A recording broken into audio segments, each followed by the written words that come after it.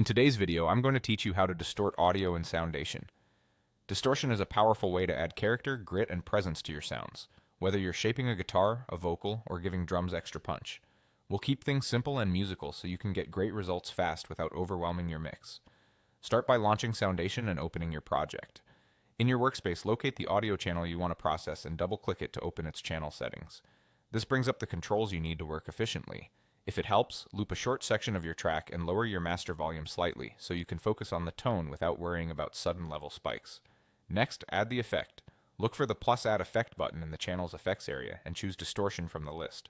You'll see the distortion panel appear, and this is where the tone shaping magic happens. Think of the distortion as a tone colorizer that reacts to how hard you drive your signal. Before tweaking knobs, pick a preset as a starting point. In the distortion panel, find the preset selector, often at the top right. Choose something like clip if you want a clean, hard-edged crunch that tightens transients, or fuzz for a thicker, grittier saturation that feels more vintage and woolly. Presets aren't a destination, they're a shortcut to a useful starting color. Now customize the sound. Begin with drive or gain. Turn it up gradually to push the signal and create more distortion. A little goes a long way.